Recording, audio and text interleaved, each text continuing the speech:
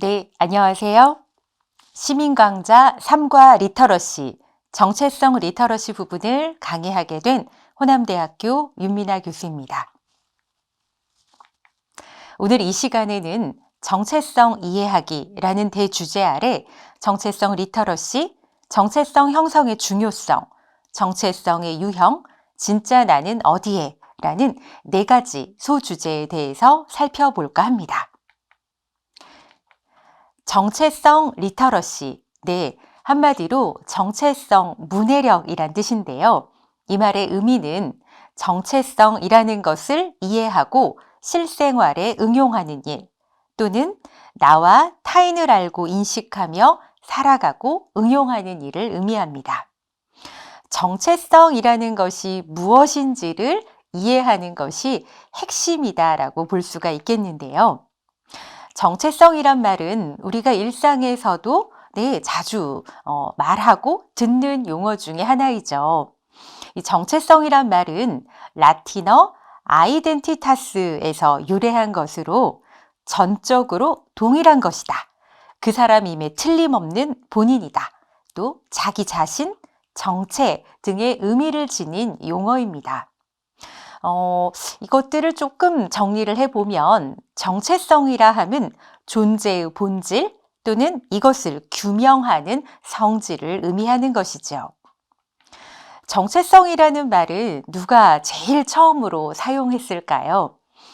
바로 에릭슨이라는 심리학자가 1968년에 처음으로 사용한 용어입니다. 에릭슨은 이 정체성을 다음과 같이 정의를 하였습니다. 바로 자기에 대한 정의를 말하는 것이 정체성인데 자기 내적인 요소들을 종합해서 동일하고 연속적으로 자기를 유지하며 타인과 사회와의 사이에서 자기 인정과 확신감 등을 포함하는 자기의식이라고 정의하였습니다. 조금 어려운가요? 네, 이유로 살펴볼 내용들을 들으시면 훨씬 더 쉽게 이해가 되실 겁니다. 에릭슨은 이 정체성이라는 말을 정의하면서 인간에게 있어서 정체감, 정체성 없이는 살아있다는 느낌이 없다라고 할 만큼 인간의 생애에서 이 정체성이 굉장한 의미를 지닌다라고 언급하기도 하였는데요. 에릭슨은 이런 정체성이 통합되어서 완성된 상태가 아니라 개인의 내부에 있는 정체성, 이를테면 개인의 성격, 취향, 가치관, 능력, 관심, 이런 개인 안에 있는 정체성과 사회 구성원으로서의 정체성, 이를테면 학생으로서, 또 자녀로서, 부모로서, 아니면 어떤 직업인으로서, 아니면 광주 시민으로서, 동구청의 구민으로서, 우리나라의 국민으로서 이러한 사회 구성원으로서의 정체성이 연속성과 일관성을 가지고 통합을 향해 일생에 걸쳐 끊임없이 행해지는 움직임이라고 정의하였습니다. 이 정의들을 조금 곱씹어 본다면 일반적으로 우리가 이제 사춘기나 청소년 시기에 인간의 정체성이 형성되어 간다라는 우리들의 어떤 상식적인 것들을 넘어서서 정체성이라 함은 일생에 걸쳐서 우리가 끊임없이 통합을 향해서 지향해가는 움직임이구나라는 좀 새로운 이해를 하게 되는 것 같은데요. 우리는 사실 이 정체성에 관련된 질문들을 스스로에게 던지며 살아가고 있습니다. 때때로 우리는 나는 누구이지? 나는 무엇을 위해 살고 있지? 내 삶의 의미는 무엇인가? 이런 질문들을 던지기도 합니다. 그런데 문제는 이런 질문들을 던지기는 하지만 이 질문에 대한 답을 분명하게 갖고 있는 사람들이 많지 않다는 사실입니다. 왜냐하면 우리는 매일 모두 너무 바쁘거든요. 어느 순간 얼핏 그런 질문이 내 안에서 떠오른다고 하더라도 미처 답을 찾기 전에 누군가 마련해 놓은 자신의 목표를 향해서 다시 걸음을 재촉하기 마련인 그런 삶을 우리는 살아가고 있죠. 그래서 나와 관련된 나의 정체와 관련된 질문들에 대한 진지한 성찰을 할 시간들이 없기도 합니다. 한 분의 일기를 제가 살짝 들려드릴까 합니다. 몇 년 전 긴 여행을 마치고 돌아와 방문을 열었을 때 왠지 모를 안도감과 함께 나를 만나는 경험을 할 수 있었다. 무엇 하나 나의 손길이 닿지 않는 곳이 없었고 나의 이야기가 담겨있지 않은 것이 없는 방에는 내 향기가 진하게 묻어나왔다. 방의 분위기, 가구 배치, 사소한 물건들, 책, 그림.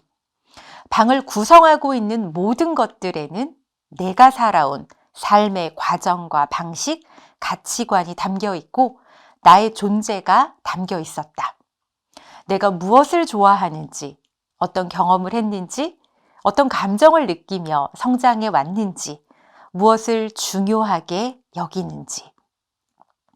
여행을 떠나기 전 그토록 찾고자 했던 나는 누구인가, 어떤 존재인가에 대한 답은 어쩌면 여기에 있었던 것은 아닐까?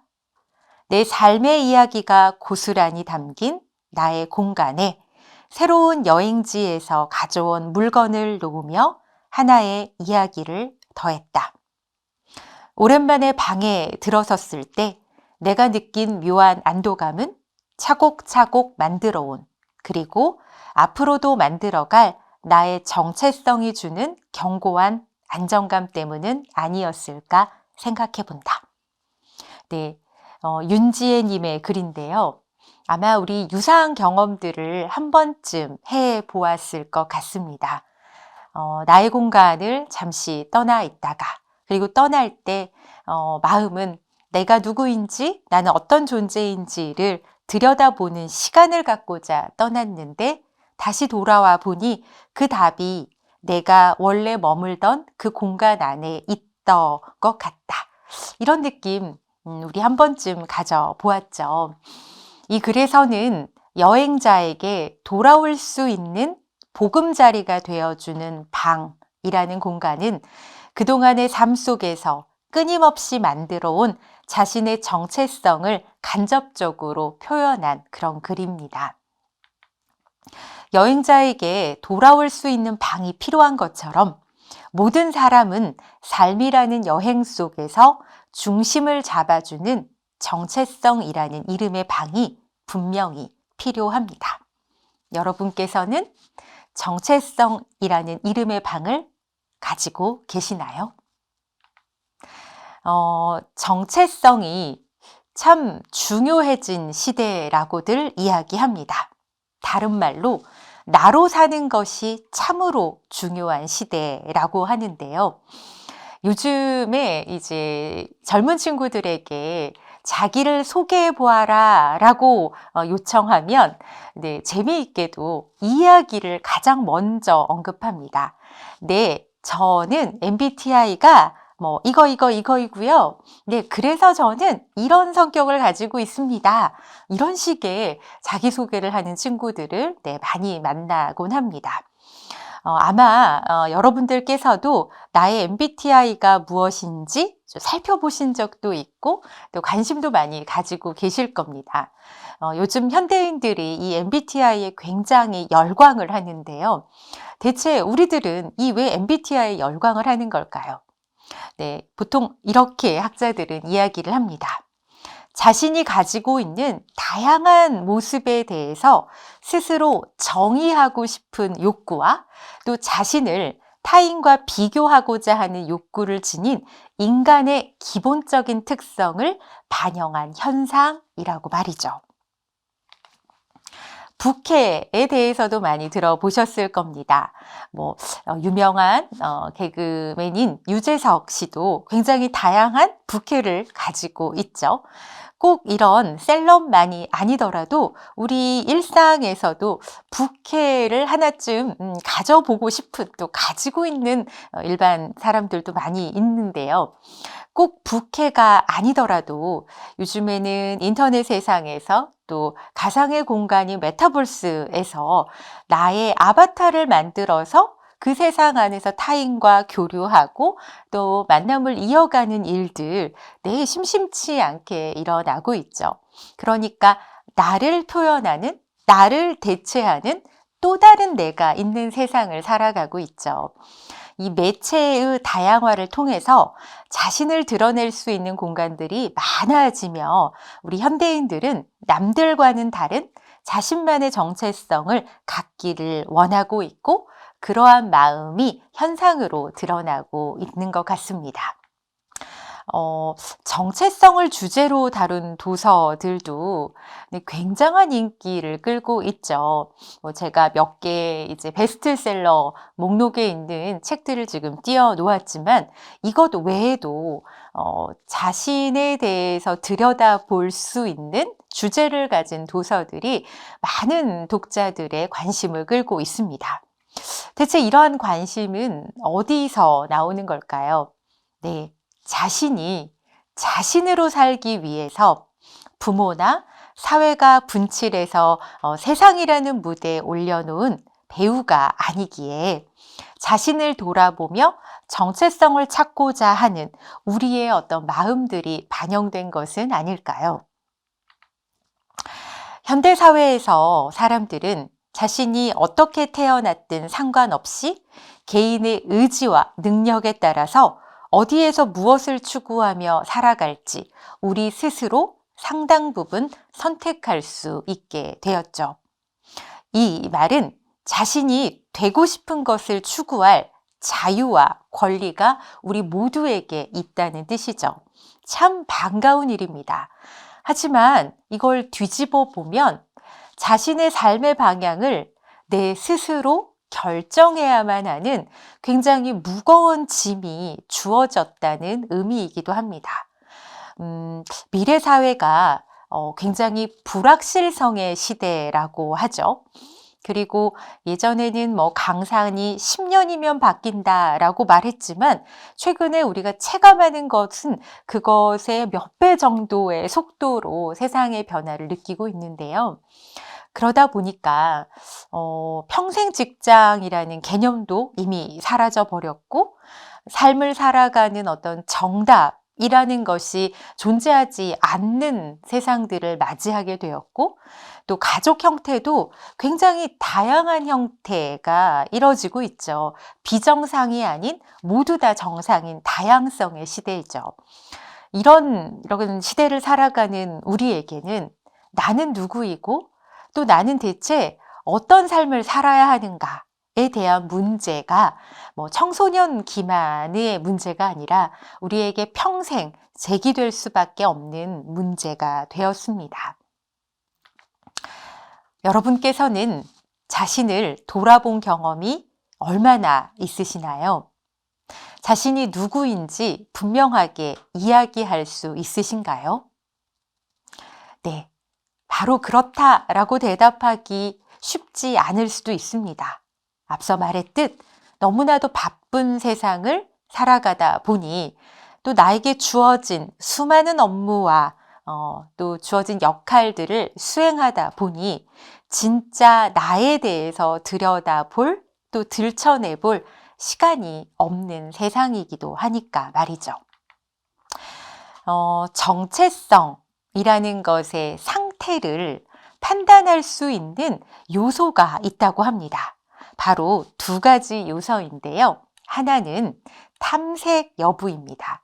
자신이 어떤 사람이고 또 자신에게 중요한 것이 무엇인지에 대해서 여러 가지 가능성을 열어놓고 탐색했는가 하는 한 가지 요소와 두 번째로는 신념인데요.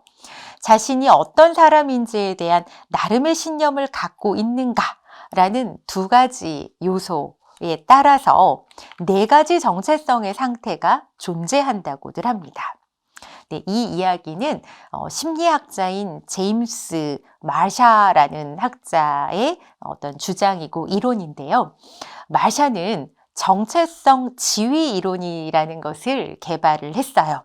그리고 그는 정체성을 개인이 자신과 세상의 관계를 이해하는 패턴이라고 정의를 하면서 정체성은 발달을 하는데 그 정체성의 발달에서 탐색과 신념의 유무를 기준으로 4가지 유형으로 구분할 수 있다라고 말하였습니다. 그는 정체성의 4가지 상태를 다음과 같이 언급을 했는데요. 정체성 성취, 정체성 유해, 정체성 유실, 정체성 혼미라는 4가지 상태로 발달의 유형을 설명했습니다.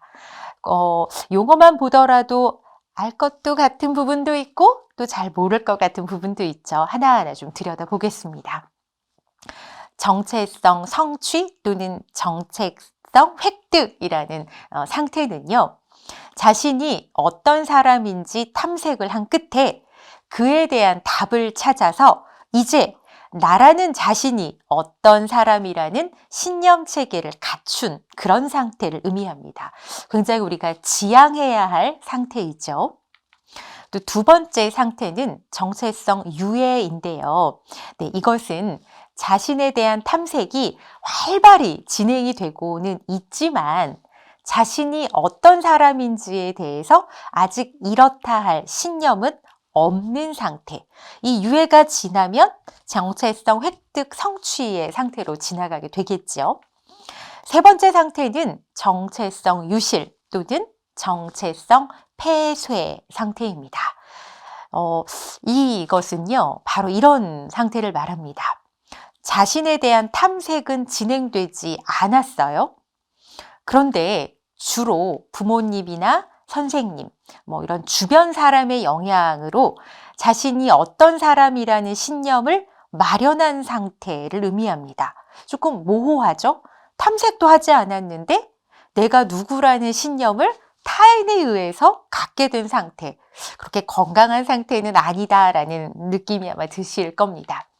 마지막 상태는 정체성 혼미인데요. 네, 이것은 아직 자신에 대한 탐색도 하지 않았고 신념도 없는 그런 상태를 의미합니다.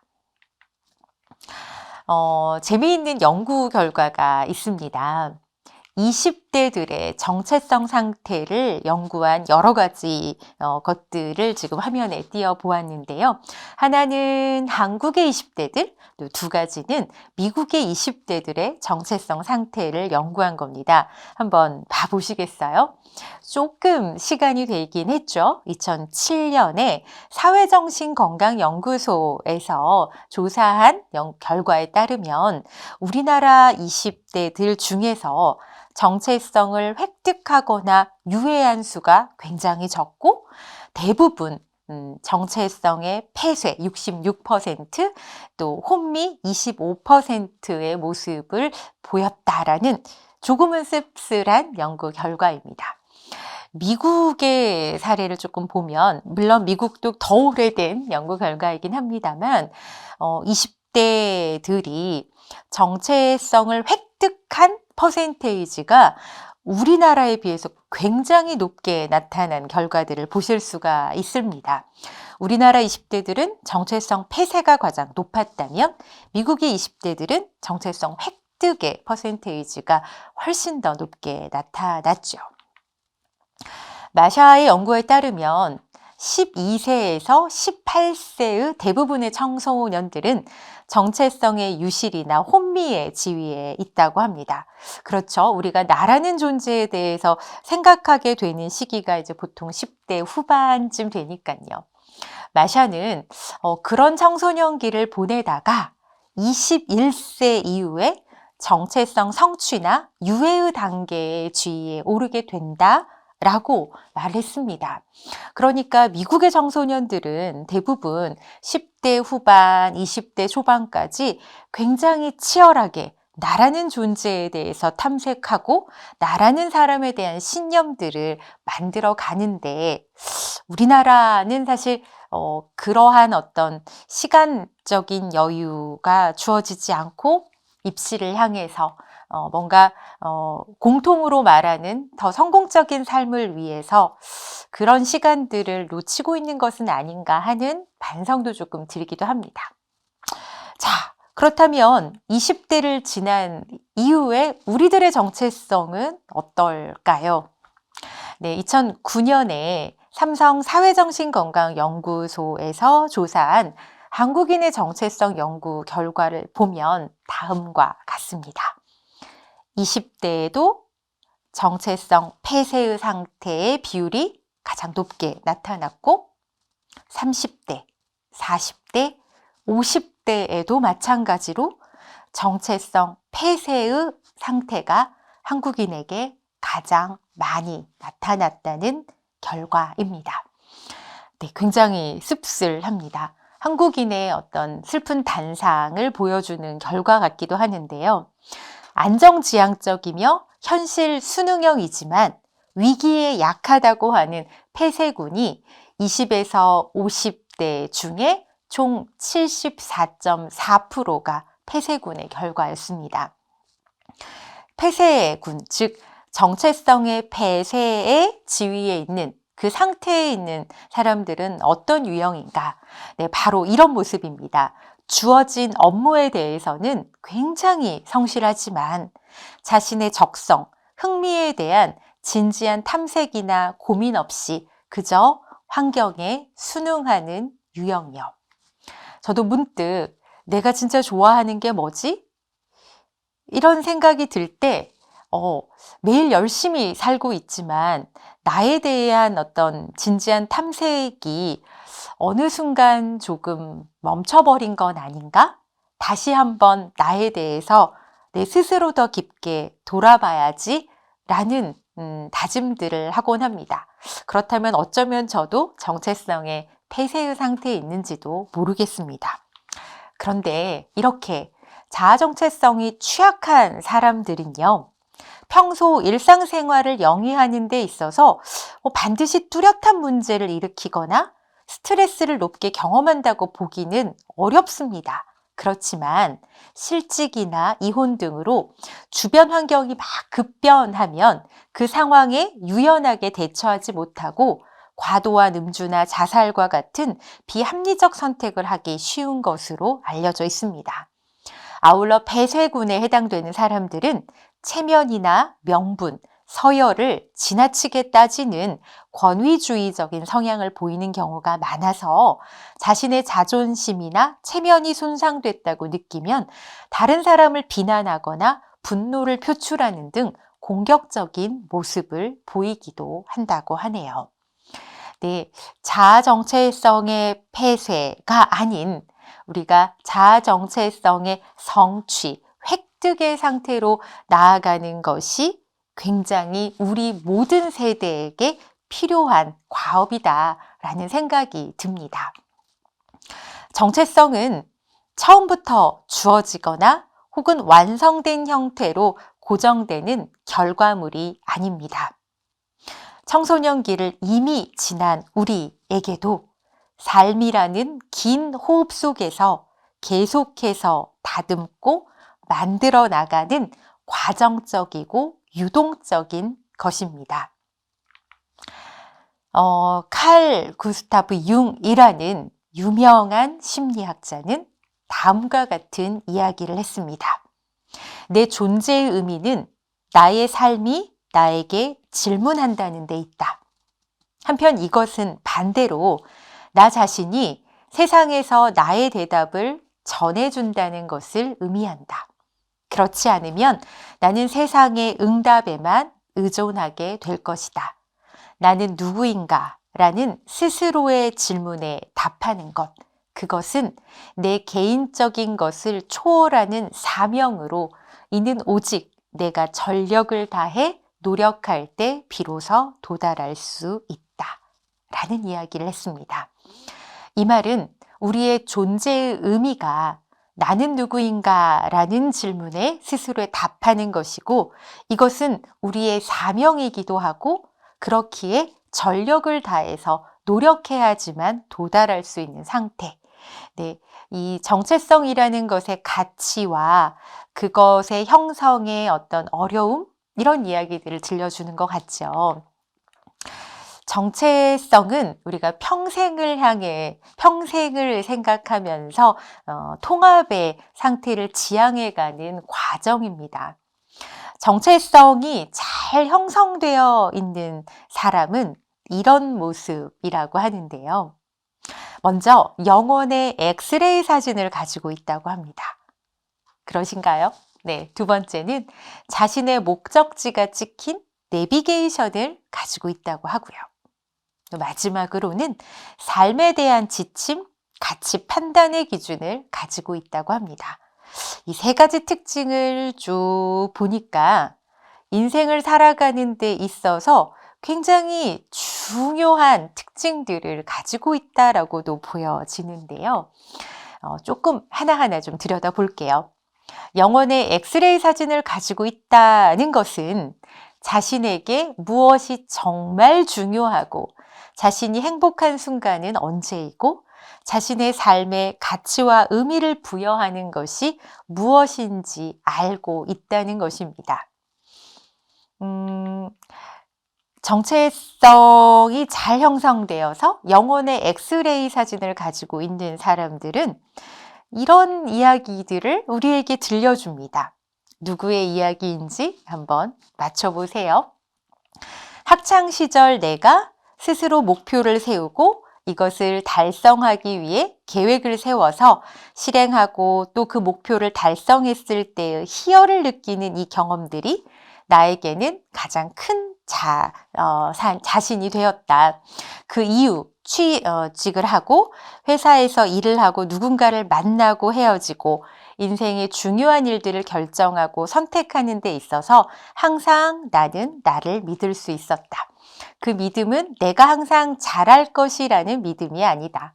설사 실패를 하고 잘못된 선택을 한다 할지라도 내가 다시 일어설 수 있고 회복할 수 있고 헤쳐나갈 수 있다는 믿음이다. 그래서 더 나의 선택과 결정에 집중하게 되고 그 결과도 온전히 나의 책임으로 받아들이는 것이 아주 당연한 것이 되었고 그것 자체가 나에게는 인생의 가장 큰 행복이다. 무언가를 내가 온전히 선택하고 온전히 그 결과를 받아들일 수 있는 사람이라는 것이 자랑스럽다. 사실 대단히 유명한 사람의 이야기는 아닙니다. 혹시 나의 이야기 같다라고 느끼셨다면 정체성이 잘 형성되어서 영혼의 엑스레이를 가지고 계신 분일 겁니다. 우리가 우리 자녀에게 또는 우리의 후배에게 이런 사람으로 자랐으면 좋겠다라는 마음들 중에 몇 가지가 이 글 안에 담겨 있지 않았나 싶습니다. 내가 실패를 하더라도 다시 일어나고 회복하고 내가 했던 내 선택에 책임을 지고 다시 온전히 더 좋은 결과를 만들어내기 위해서 다시 최선을 다해가는 이 모습, 굉장히 인생의 큰 자산이고 행복이겠지요. 두 번째, 정체성이 잘 형성되어 있는 사람은 자신의 목적지가 찍힌 내비게이션을 가지고 있다고 합니다. 자기 자신을 이해하고 어떤 삶을 살 것인지에 대한 결정을 상당 부분 내렸다는 것이고요. 예기치 못한 일이나 실수가 생겨도 삶에 지쳐 쉬어가야 할 일이 생겨도 가야 할 도착지가 어디인지 알고 행동한다는 그런 특징입니다. 또 한 사람의 이야기를 들어보시죠. 그때는 나도 나를 어쩔 수가 없었다. 감정을 추스리는 방법도 몰랐고 그저 나를 둘러싼 모든 게 싫고 답답했다. 내가 좋아서 시작한 스케이팅마저도 엄마가 시켜서 하는 것 같았고 완벽하게 짜여져 빠져나올 수 없는 틀에 갇혀 사는 불쌍한 신세인 것만 같았다. 그러나 부상까지 겹쳐 결국 당시 준비하던 전국체전 출전을 끝으로 피겨스케이팅을 그만둘 결심을 하였다. 하지만 막상 대회가 끝나자 다시 피겨스케이팅이 하고 싶어졌다. 누구도 강요하는 것을 즐겁게 할 수 없다. 스스로를 움직일 수 있는 꿈의 이유가 없다면 금세 포기하게 되기 때문이다. 사춘기 시절 롤러코스터처럼 격하게 변하던 내 마음 속의 피겨는 다시 해야 하는 것이 아니라 하고 싶은 것으로 자리 잡았다. 나는 그렇게 한바탕 성장통을 앓으며 소중한 것들을 하나씩 배워가고 있었다. 네, 우리가 잘 아는 김연아의 7분 드라마 중이라는 책에 적혀져 있는 글귀였는데요. 네, 우리 김연아 선수 정말 자신의 목적지가 지킨 내비게이션을 가지고 있는 정체성이 잘 형성되어 있는 그런 모습을 보여주고 있네요. 정체성이 잘 형성되어 있는 사람의 세 번째 특징, 삶에 대한 지침, 가치 판단의 기준을 가지고 있다입니다. 자신의 특성뿐만 아니라 삶에서 이루고자 하는 것에 대해 잘 알고 있기 때문에 어떤 상황에서 어떤 결정을 내려야 할지 올바로 판단할 수 있는 것이죠. 자신을 알고 가야 할 곳을 알면 어떤 일에 집중하고 어떤 일은 거절하고 어떤 일은 미뤄둘지에 대한 판단을 내릴 수가 있습니다. 네, 우리가 올바른 판단을 할 수 있는 것도 바로 정체성이 잘 형성되어 있을 때 더 가능해진다라는 의미일 텐데요. 또 다른 이야기를 하나 더 들어보시죠. 이탄희는 처음부터 정의로운 판사를 꿈꾸며 살았던 것은 아니지만 일단 판사가 되고 나니 판사라는 직업에 걸맞은 소명의식을 갖고 사는 좋은 판사가 되고 싶었다.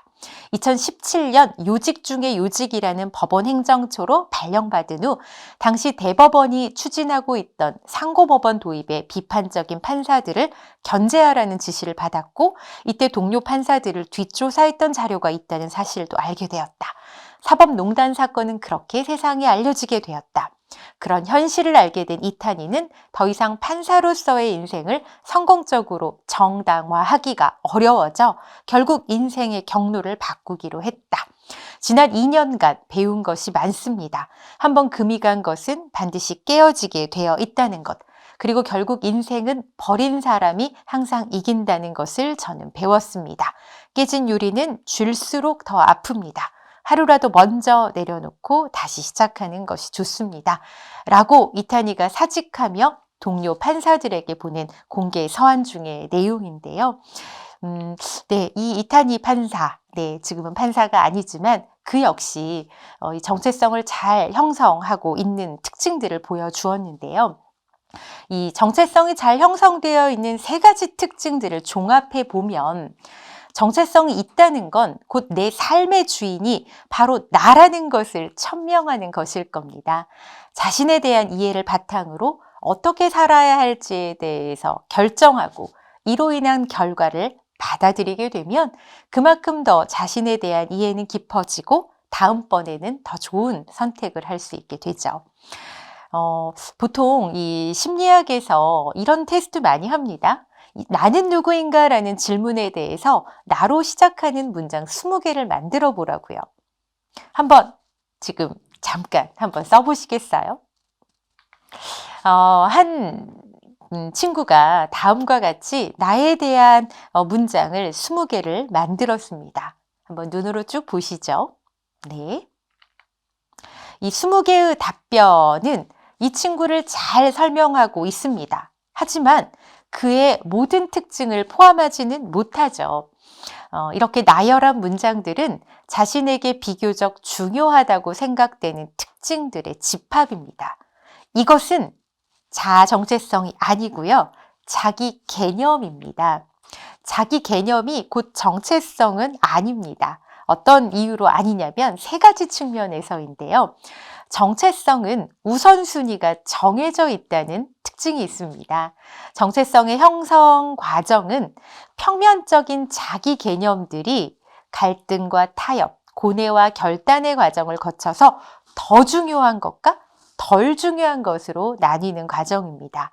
그 결과 정체성이 잘 형성된 사람은 자신에게 중요한 게 무엇인지 그것과 다른 부분의 관계는 어떠한지에 대한 결론을 상당 부분 낸 사람이죠.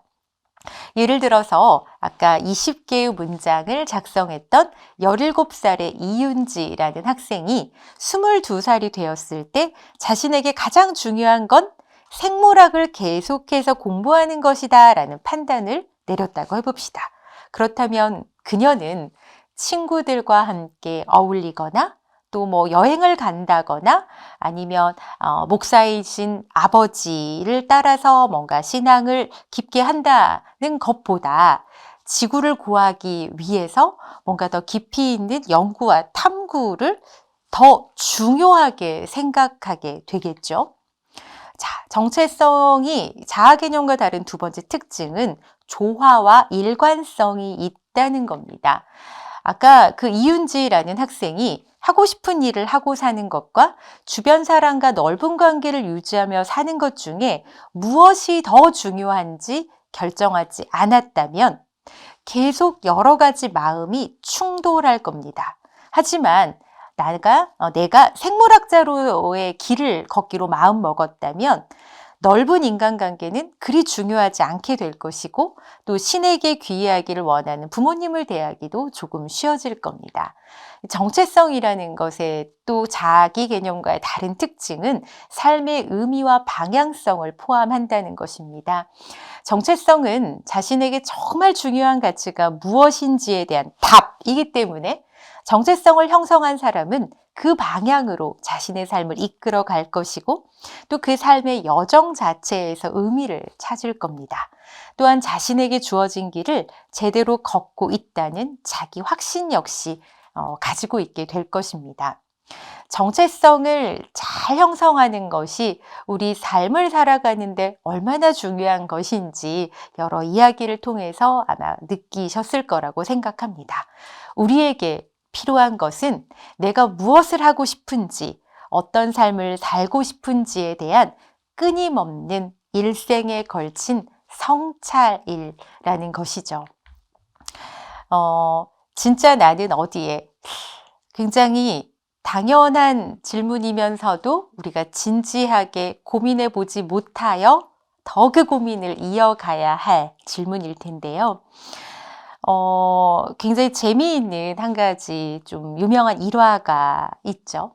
케네디 대통령이 나사를 방문했을 때 한 청소부가 너무나 즐겁게 휘파람을 불면서 일을 하고 있대요. 그래서 당신은 지금 무슨 일을 하시길래 이렇게 기분이 좋으십니까? 라고 물었더니 청소부가 이렇게 대답했습니다. 네, 저는 인간을 달에 보내는 일을 돕고 있습니다. 라고요. 중요한 건 내가 하려는 일, 내 삶에 대한 의미를 발견하고 해석하는 우리들의 경험의 이음일 것입니다. 나에 대한 본질을 떠올려 보는 그런 의미 있는 시간이 되었으면 좋겠고요. 마지막으로 강의를 마무리하면서 나에 대한 돌아봄을 좀 이끌어줄 의미 있는 노래 한 곡 선물로 드리면서 마치고자 합니다. 잘 들어보시고 나에 대한 고민 더 이어가 보시기를 바랍니다.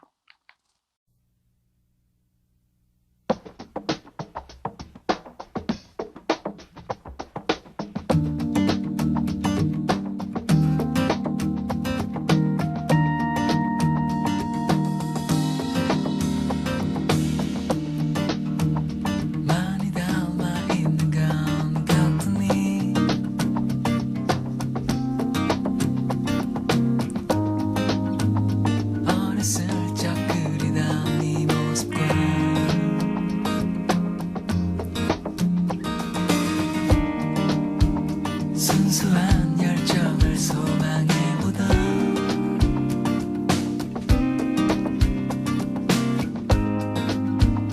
푸른 가슴에 그 꼬마 아이와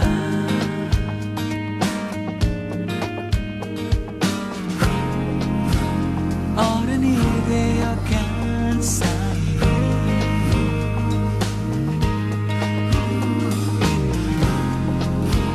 현실과 마주쳤을 때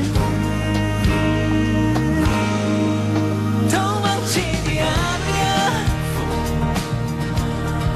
피해가지 않으려 내 안에 숨지 않게 나에게 속지 않게 그런 나이여왔는지 나에게 물어본다 부끄럽지 않다